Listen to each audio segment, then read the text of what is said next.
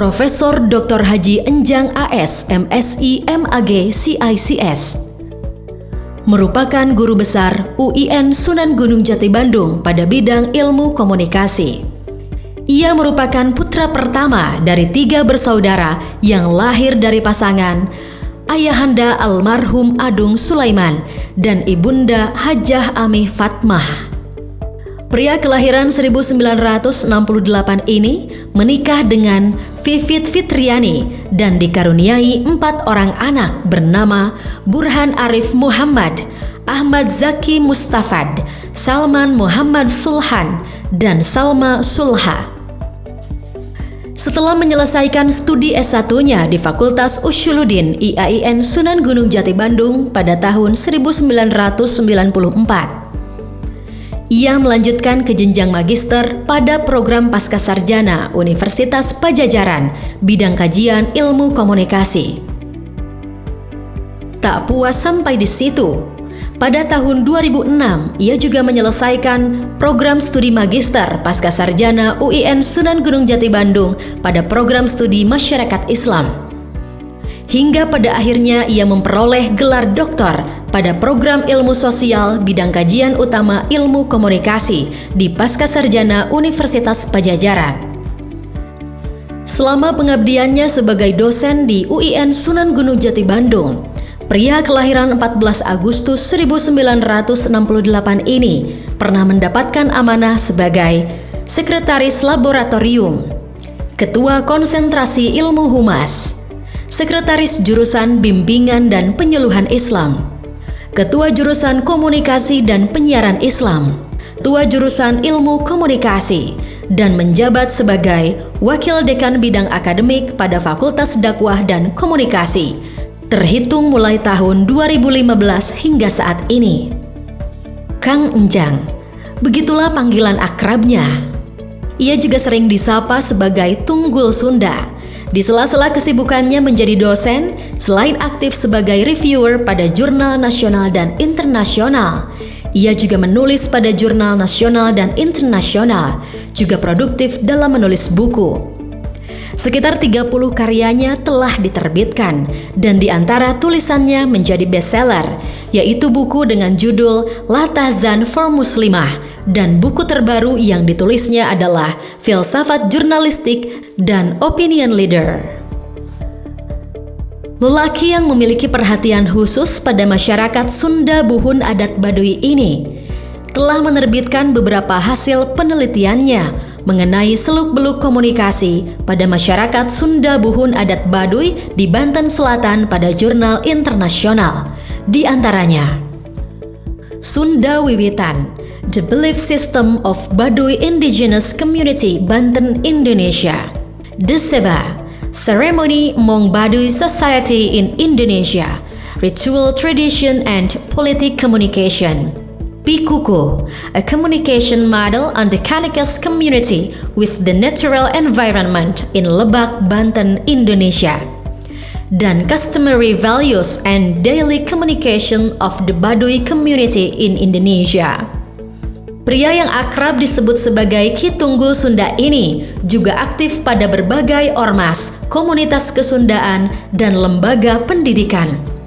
Sampai dengan hari ini, ia masih aktif sebagai Dewan Redaksi Bandung Oke TV, Dewan Redaksi Jurnal Postmedia, sebagai pengurus nasional Asosiasi Profesi Dakwah Islam Indonesia, pengurus PWNU Jawa Barat, Dewan Pengaping Paguyuban Pasundan, Pembina Paguyuban Sumedang Larang, pengurus Lembaga Pengembangan Tilawatil Quran Provinsi Jawa Barat, dan Dewan Hakim MTQ Provinsi Jawa Barat.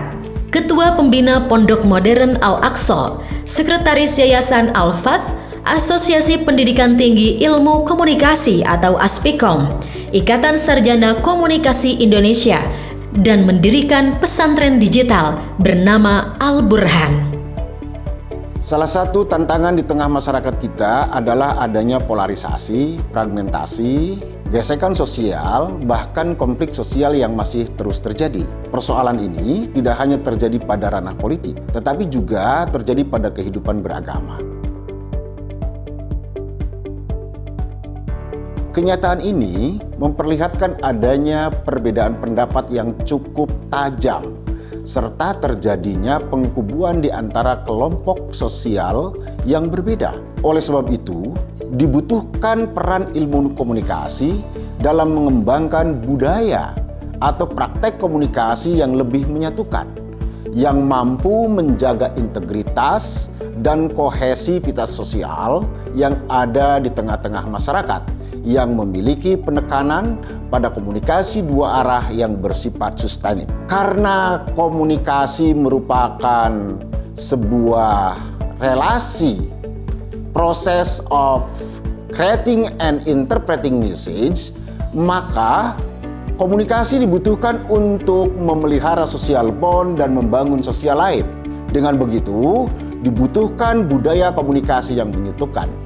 Untuk budaya komunikasi yang menyatukan, kita membutuhkan dua langkah yang perlu dilakukan.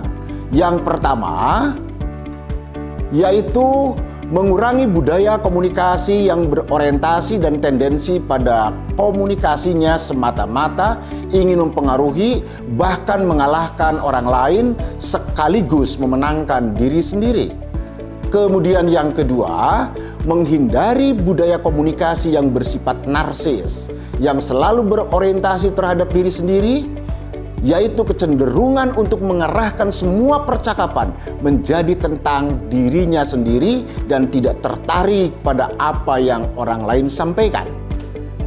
Tentu, ini menjadi spirit ajaran Islam sebagai agama rahmatan lil alamin dan bersifat solihun li kulli zaman wa makan yang diajarkan oleh Rasulullah Sallallahu Alaihi Wasallam, yaitu senantiasa mengembangkan komunikasi dalam bingkai ukhuwah Islamiyah dan ukhuwah insaniyah yang dibangun atas norma dan nilai-nilai universal keislaman yang paling fundamental, agar menghasilkan hubungan yang lebih baik dan terhindar dari sikap benar sendiri, intoleran, dan sikap eksklusif.